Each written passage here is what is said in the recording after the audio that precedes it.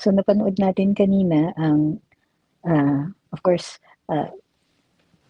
latest installment sa teleserye ng impeachment ni VP Inday. Pero ito yung napansin ko, marami dun sa mga diskusyon na nakikita natin sa social media, ang nakikita natin ay kukunti talaga yung nakaka-appreciate ng overall view. Ano ba dito sa Article 4? Kasi ngayon, ang pinatutunayan ng prosecution yung Article 4. So ang kailangan natin unang malaman is, ano ba itong Article 4?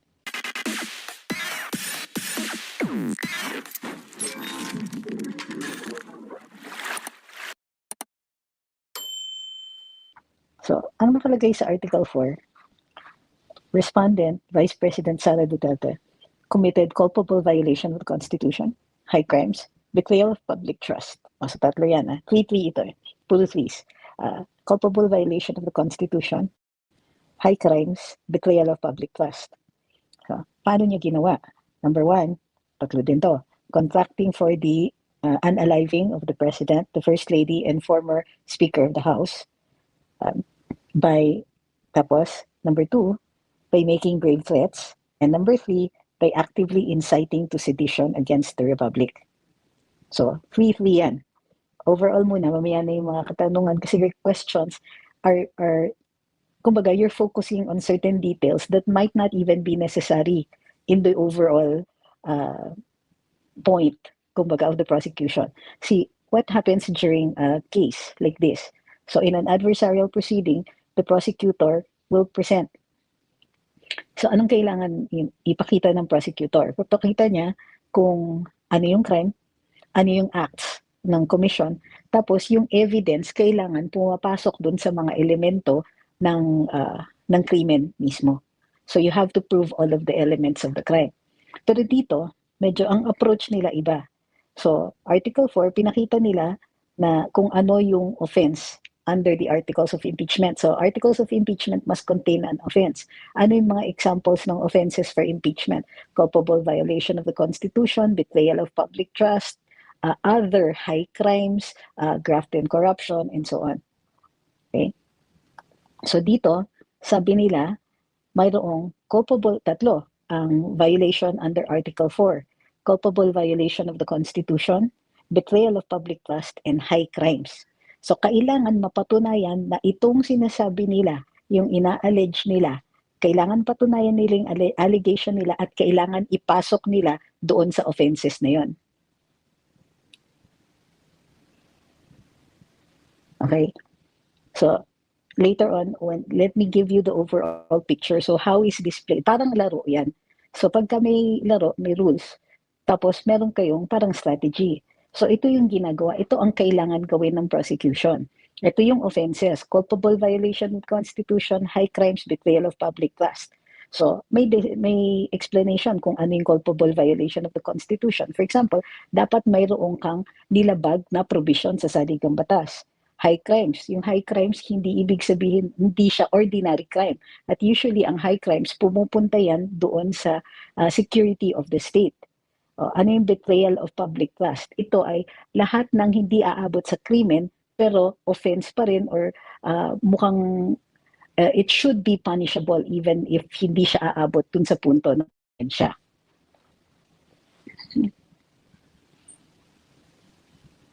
Okay. So, yun yung mga offenses. Ano yung acts? Yung acts, yung contracting an assassin. Sandali lang po. Meron kasing ayan, dumating lang kasi yung food. Contracting an assassin. Yun daw yung, yung act. Okay. Pangalawa, grave threats. At pangatlo, T-stab and high crimes of sedition and insurrection. Okay. So, anong kailangan patunayan? Kailangan patunayan ng prosecution na tatlong acts na ito, contracting, grave threats, at saka D-stab and sedition and insurrection. Ito ay papasok dun sa offenses na sinasabi nila. Yung offenses that would impeach, that would remove the Vice President from office. So, Unang-una pa lang, dun sa first na act na sinasabi nila, respondent contracted the assassination of the President, the First Lady, and former Speaker of the House. Nakalagay yan, ito ang submission ng prosecution. So dun pa lang, inamin na ng abogado ng prosecution na hindi nila mapapatunayan yan. Bukod pa dyan, sinabi din ng NBI agent na wala silang nahanap. Hindi nila nahanap yung perpetrator, hindi nila nahanap, wala silang ebidensya na yung taong yon ay nakausap ni VP Inday for the purpose of doing this. So pagdating sa contracting the assassination, wala silang ebidensya for that. So tanggal na yung isa. Okay, tandaan niyo po yan, tatlo, di ba? Tatlong offenses, tatlong acts. Doon sa tatlong acts, tanggal na. Inaamin nila, hindi nila mapapatunayan yan. So nagko-concentrate sila doon sa dalawa. Well, actually doon sa pangalawa, sa grave threats. So, at yung ano yung pangatlo? D-stab. Okay. So, sa grave threats, ano yung act? Ang pagpapatunay nila sa grave threats ay pagpapatunay nila doon sa ordinaryong krimen ng grave threats. Okay. Una pa lang doon sa parang mini summation na ginawa ng defense ni Attorney Vinluan noon, ang sabi niya, hindi papasok sa high crimes. Kasi ang grave threats, hindi siya punishable like a high crime. Hindi siya heinous, hindi siya affecting the security of the state. Pero ang argumento ng prosecution, yung grave threat na yon ay paraan para makakommit ng sedition, destabilization, at insurrection. So, ano yung gist ng kanila, ano yung pinakapuntirya ng presentation ng prosecution ngayong araw na ito? Gusto nilang ipakita na tunay yung threat. Okay, ngayon, ano yung mga elemento ng threat? Mayroon kang, gawin natin precise.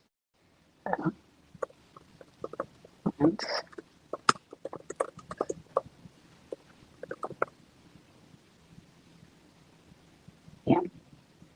Ano ang mga elemento ng grave threats? Una, mayroong unconditional threat. Yun yung number one eh.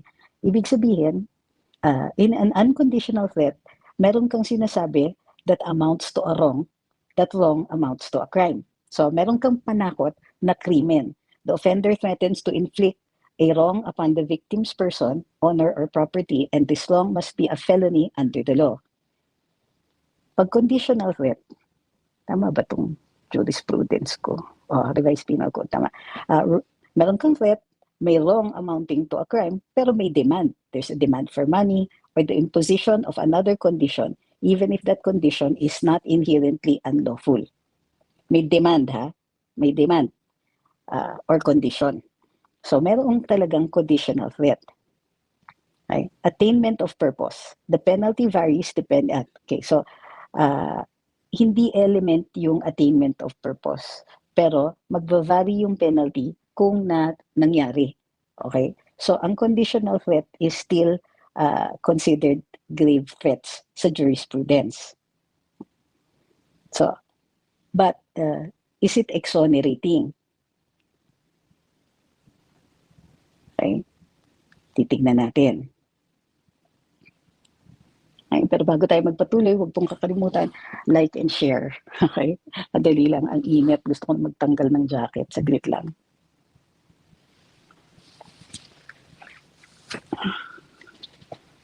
Tingnan ko yung mga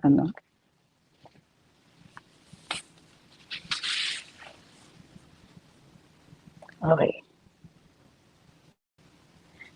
Dito sa pagpupresenta, ano yung ngayon, pag-usapan natin yung conditional threat. Pag pansinin nyo yung witness testimony, siya mismo ang nag-state ng jurisprudence na kahit may condition yan, it's still a threat. Okay. So,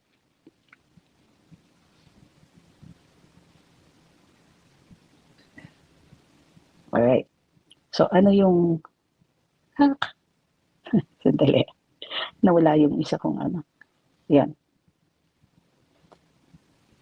So, dapat kaakibat dito sa blueprint na ito, yung prosecution, pinapatunayan nila itong mga ito. Now, don't worry, this early, even if sabihin, kasi nakikita ko na yung mga trolls nagpo-post na sila, napatunayan na may threat. And therefore, kailangan i-hold accountable si VP Inday. Dude, unang-una, this is an impeachment court. Okay, ang kailangan mapatunayan is dapat bang matanggal si VP Inday o hindi? Ito ba ay pumapasok ba itong grave threats na ito doon sa mga offenses na nakalista as impeachable offenses? Okay, hindi tayo titigil doon sa pagpapatunay ng grave threats.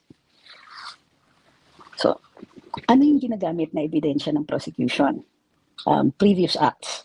Sabi ng prosecution, merong mga sinabi din si VP Inday na iba, katulad ng supposedly, nai-imagine daw niya na tinatanggal niya yung ulo ng taong yon. Tapos, ito yung weird, ginamit pa nilang ebidensya yung sinasabi ni VP Inday na hindi marunong maging presidente ang nakaupo, kasalanan ko ba yon? So parang ang ginagamit nila itong sinabing ito bilang patunay ng motivation ni VP, supposedly, para mag-issue ng threats na yon.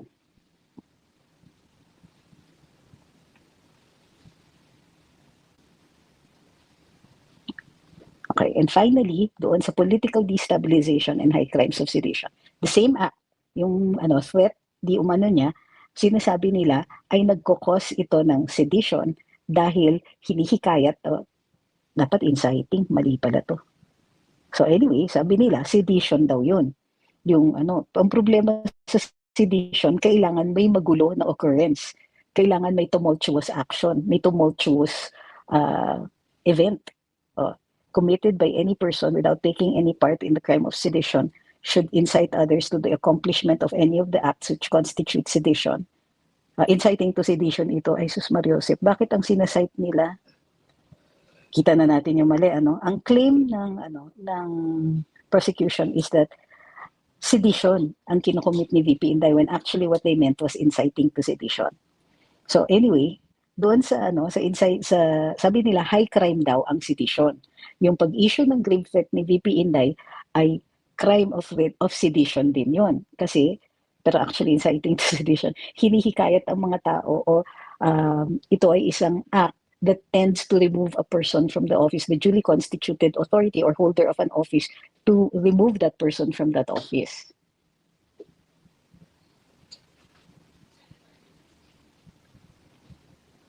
Okay.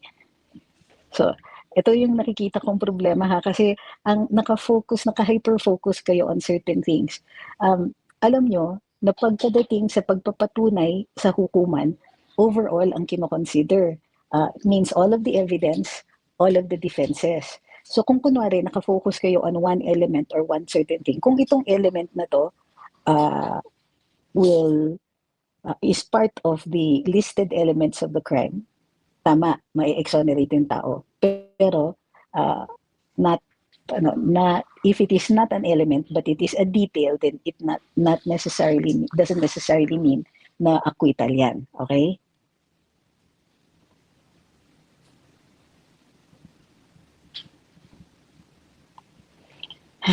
Okay, merong ibang mga katanungan tungkol sa presentation of evidence. I-discuss natin yan. Sabi ni Kim C, why did the Senate accept 2 minutes and 6 seconds versus the 2 hours and 20 minutes, which is the complete video? Then maybe much better kung ang defense naman ang mag-present. That's my point. This is the presentation of evidence of the prosecution. Hindi ito presentation of evidence of the defense. The defense can present the additional minutes. Okay. So, yung di umanong political destabilization supposedly bunga ng kanyang grave threats. So in the end, ang sinasabi ng prosecution dito, ang kailangan lang nilang patunayan base sa kanilang mga alegasyon ay yung grave threats. Okay? Pero hindi yan yung sinabi nila. Remember, ang sinabi nila is parang dalawa, binaklas nila. Yung contracting an assassin, that was one, pero disproven na yon. Sila na yung umamin na walang ebidensya of that. Number 2, dun sa grave threats. At number 3, destab resulting daw in sedition. So, ang daming mali. Tama kayo, dun sa typo-typo na sinasabi ng NBI, it's actually symptomatic. Kasi pag tinignan ninyo yung kanilang presentation dito sa kaso nila on Article 4, ang daming number 1, unnecessary, and ang daming, pilit, katulad nitong political destabilization and the high crimes of sedition. Sabi nila, respondents' past actions as well as that of her family reveals that the threat she made on November 23 was not an isolated incident nor an emotional breakdown. May pattern daw of public utterances and conduct. So, even assuming that there is a pattern, it does not amount to sedition. Okay? Pero dito, so nagtataka ako, sedition ang sinasabi nila, pero ang pinatutunayan nila ay inciting to sedition. So say, the acts daw which destabilize and sow unrest in the government, challenge the authority of the president, yada yada. Ang purpose nito ay para matanggal daw si presidente, ang ultimate purpose ay para makaupo si VP Inday. Okay? Yan ang sinasabi nila, huwag kayo magwala, sinasabi lang nila yon. Doesn't mean na mapapatunayan nila yan. So in the end, yung free dito. So how does grave threats naman? Kung grave threats na lang ang natitira. So yun. Kasi nga medyo masyadong pilit na yung iba eh. At inamin na nila na yung contracting ay wala silang ebidensya doon. Okay, so sa grave threats, 3. Sabi nila, culpable violation of the Constitution, high crimes, at saka, ano yung pangatlo? Betrayal of public trust. So sabi nila, ang grave threats na ito ay high crime. Hindi. Okay, it doesn't amount to a high crime. Pero pinipilit nila, sinasabi nila, high crime yan because it goes into the stability of the state because you're talking about the president and you are inciting the people to cause the removal of the president. So far sa ebidensya na prinisinta nila, hindi aabot talaga. Hindi nila mapapatunayan itong aligasyon na ito.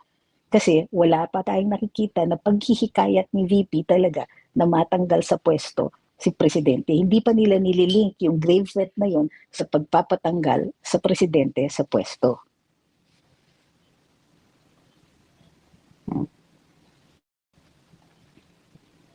Next.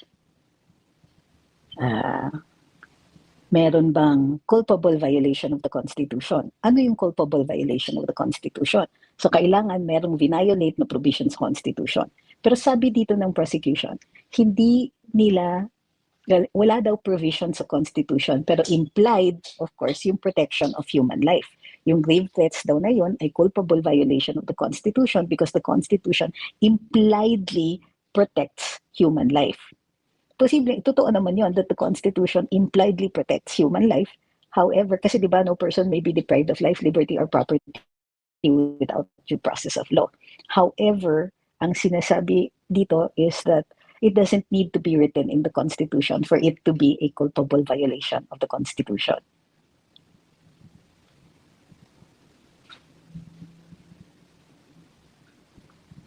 Okay, ano pa? Tapos na yung sa high crimes. Betrayal of public trust. Saan dito yung betrayal of public trust and how is it a betrayal of public trust? Ang betrayal of public trust, ang description niyan is that it is an offense but does not amount to a crime. Pero sobrang seryoso pa rin niya.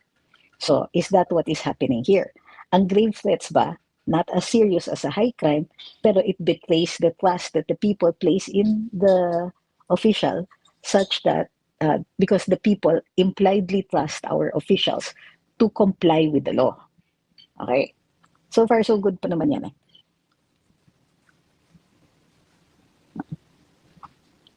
So, yan ang pinipresenta ngayon ng prosecution. So, ulitin ko, 3 yung sinasabi nila, culpable violation of the Constitution, high crimes, and betrayal of public trust. So, 3 yung acts, contracting, grave threat, sedition. So, pasok ba so far ang ebidensya ng prosecution? Remember that this is the burden of the prosecution to prove. Itong aligasyon nila, kailangan mapatunayan nila. So, ito pa, after that, kailangan, so you establish these facts, ang kailangan ay madepensahan nila yung legal arguments. Halimbawa, these grave threats, which is punishable by, let's say, 6 years to 12 years, di ako sure, di ko pa natignan yung penalty. Is this what we would call an impeachable offense? Ito po ba ay serious enough so that a person who has the mandate of millions of people will be removed from office for this commission. Okay? So, may mga ganyan pa. Kailangan, aside from undertaking the burden of proving each of these things, the acts, the offenses, they also must meet the legal argument. is this impeachable? Is this particular act an impeachable offense? Is this a betrayal of public trust? Or does this amount to a betrayal of public trust to the point where we will have to abandon the mandate given to this public official and remove him or her from office because of these particular acts?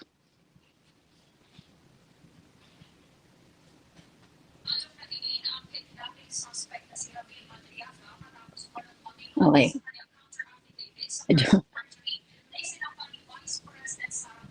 Okay. I'm going back on your questions na.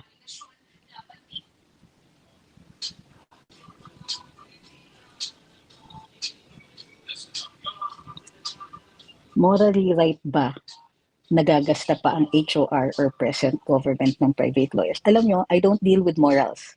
Okay? Lawyers don't deal with morals because hindi natin isinabatas ang moralidad. Well, except for those that are contained already in existing laws.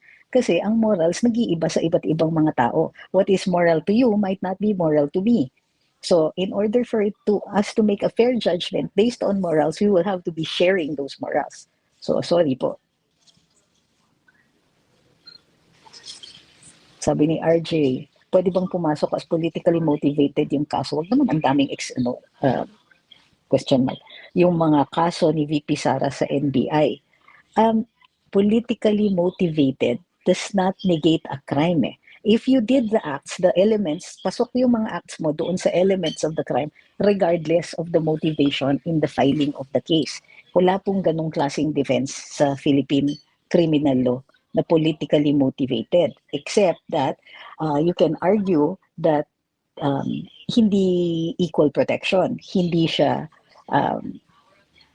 due process because due process requires a fair judge. Hindi pwedeng selective. So in order for you to claim na ano ba 'yan, na ikaw ay biktima ng political maneuvering, then you also need to prove pa rin that you are not guilty of that particular crime.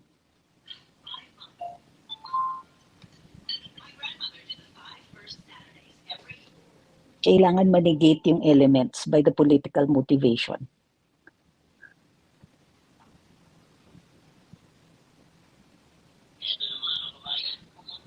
Okay, it seems that you want to talk about the typos.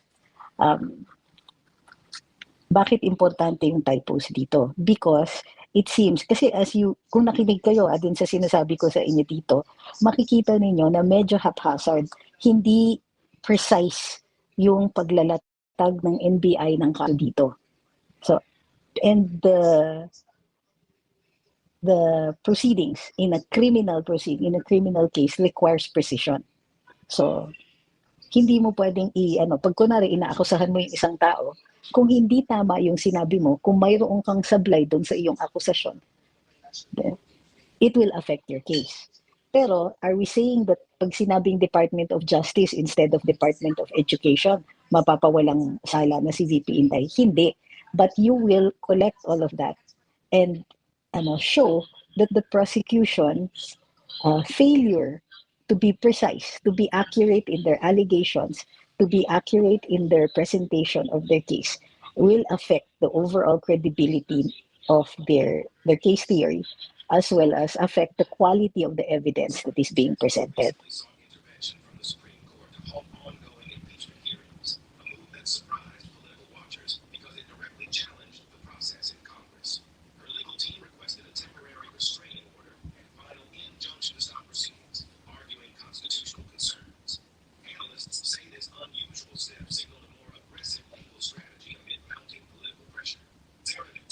Sabi ni Aguila, high crime pero di nila mapatunayan na may contact at aminado pa sila doon.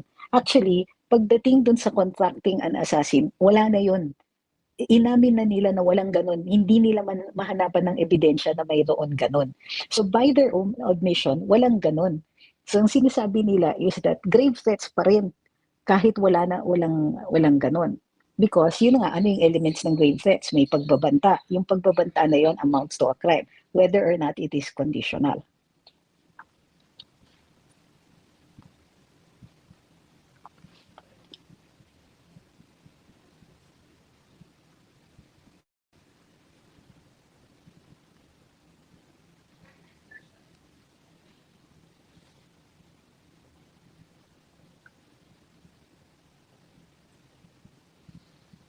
sabi ni Arian, if, and it's a big if, they have the numbers to impeach, I think the people will take it to the streets and probably chaos will ensue.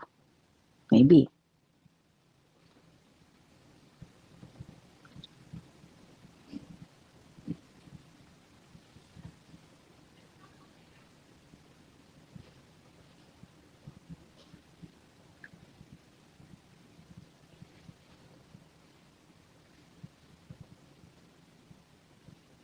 Hindi ba importante kung meron complaint si BBM wife at Martin? Bakit NBI ang nag-file? Kaya nilagay si Matibag para attack dog ng BBM admin. Valid naman yung question na bakit hindi ang presidente o yung mga pinagbantaan di umano ni VP ang nag-file ng kaso? Well, hindi mapapawalang sala si VP kung NBI ang nag-file kasi hindi yan, kumbaga, it's not an element of the crime. Besides, ang NBI talaga, normally nagfa-file talaga yan ng mga cases that involve yung kaso ay hindi personal. So, halimbawa, hindi NBI ang magfa-file ng libel case. Pero, pagdating sa ganito that involves public order, pwedeng sila talaga ang mag-file. However, important yung na may private complainant to indicate that this person made that threat and that threat could have compelled him to do one thing or another. May threat. Sorry, that's great correction. That this person, yung feeling of being threatened would weigh as evidence, although it's not an element, would weigh as evidence to the existence of the threat and the gravity of the threat.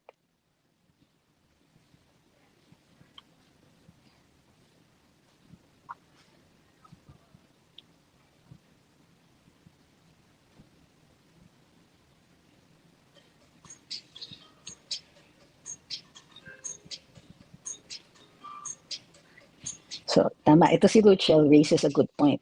Dapat imbestigahan din yung threat to VP Inday. Well, that will be part of the defense's presentation. Kasi kung di ako magkakamali, bahagi ng depensa ay yung na yung grave threats, if any, yung utterance ni VP Inday was made in self-defense. Okay?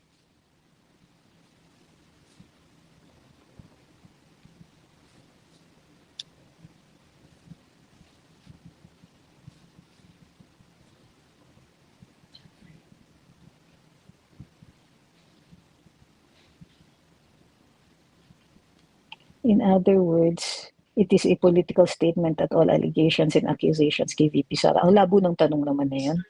Hi, Chris.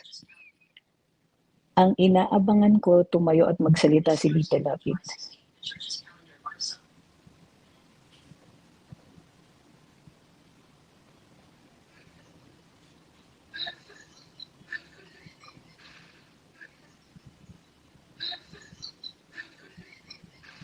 Ano pong ibig sabihin ng continuous objection at ano yung relevance dun sa case?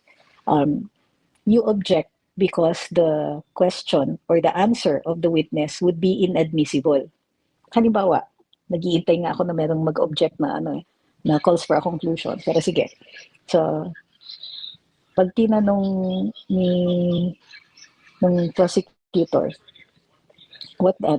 so, do you think that grave threats has been committed? Objectionable yan because it calls for a conclusion. The conclusions are made by the judge, not by the witness. The witness will present the evidence. It is up to the judge to determine if the body of evidence will be sufficient to make the conclusion that a crime has been committed and that this person committed that crime. Okay? So, para hindi ka pa ulit-ulit, kasi kunwari inalaw ni judge, i-register mo yung continuing objection mo because you might it's to reserve your later action. Either pwede mong iangat bahagi ng isang petition na dadalhin mo sa Korte Suprema o bahagi dun sa later on objection mo, isasama mo dun sa objection mo at the end, dun sa pag nag-formal offer ng lahat ng evidence yung prosecution, pwede mong ipatanggal yung ebidensya na yon base dun sa continuing objection mo.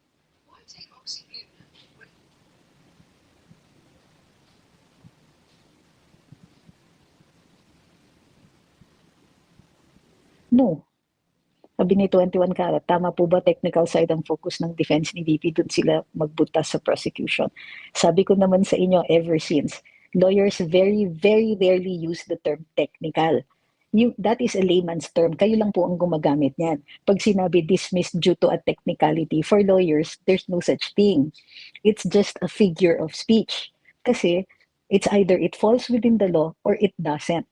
And whether that whether that point is a fine one, a small one, but it is contained in the law, pagpasok sa batas, pasok sa batas. Okay?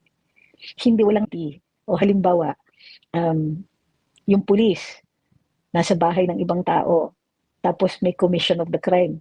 Tapos, outside of the commission of the crime, sinearch niya yung kwarto na wala namang crime na nag-occur doon. May nahanap siya na ebidensya. Mai-exclude yung evidence na yun kasi fruit of the poison tree.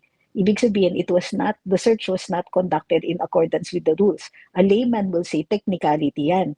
Pero a lawyer will say, no, you violated the rule you violated due process, you violated the rule on searches and seizures. So wala pong ganun. Or at least, if lawyers use the term, they use it in the layman's sense. It's really just a figure of speech.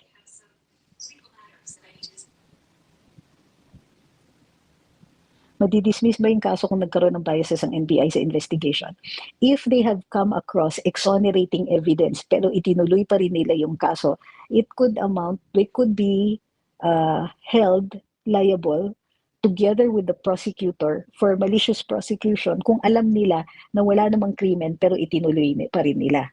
So as NBI, you have to investigate. Pag may nakuha kayong ebidensya, lahat ng ebidensya na yan, you have to take it into consideration. And especially if there is evidence that exonerates the accused, you're supposed to inform the court of that.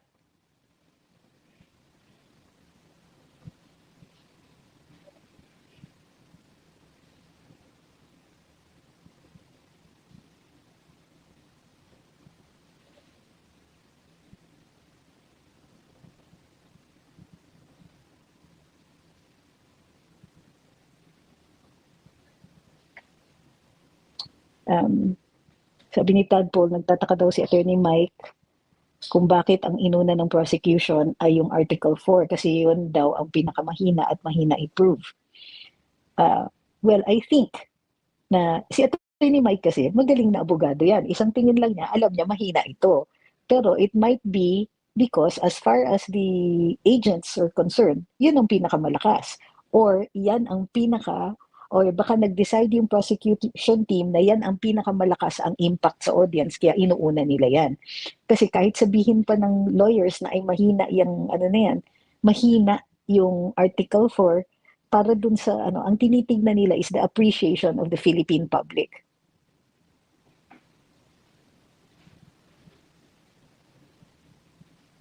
Sa court po ba ito ang common practice na dapat ang pinakaunang dinidiscuss ay yung pinakamalakas o madaling patunayan? Hindi po. Not necessarily. Remember, pagka nasa court, isa lang ang audience mo, yung judge. So yung mga dramatics, bihira talaga. Yung mga nakikita ninyo sa Law and Order, yung mga ganyan, bihira mangyari yan. Kasi nga dito walang jury eh. So judge lang yung kausap mo. So, tsaka yung mga dramatics, it's very rare that a judge will be moved by the theatrics of lawyers. That's why Philippine lawyers, rare yung nagpo-perform.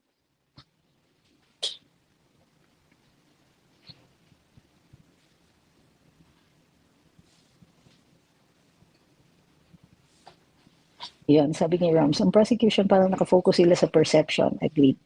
Which is their goal na masira si Sara. Ang defense focus sa precision and technical. Ayan na naman kayo sa term na technicalities. There's no such thing. Okay? Which is tama, pero sad to say, this is mostly political.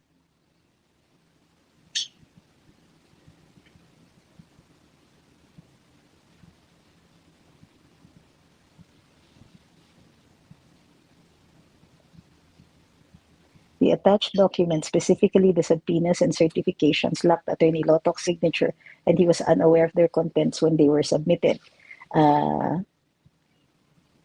kung siya yung sole witness to the to the authenticity and to the and the documents were admitted during his testimony, then they might be excluded.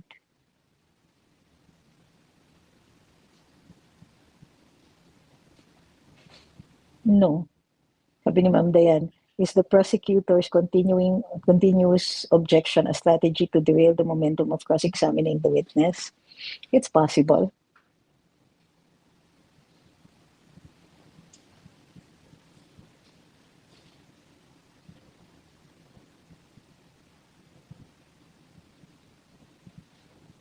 So ano yung statement ni Bam na tinatanong nyo? Sabi ni Ari yung, paki-explain yung statement ni Bam, may something na mali, di ko lang talaga ma-explain sa sarili ko. Ma'am, kung may tatanungin kayo tungkol sa statement, sasabihin nyo sa akin kung ano yung statement na yun.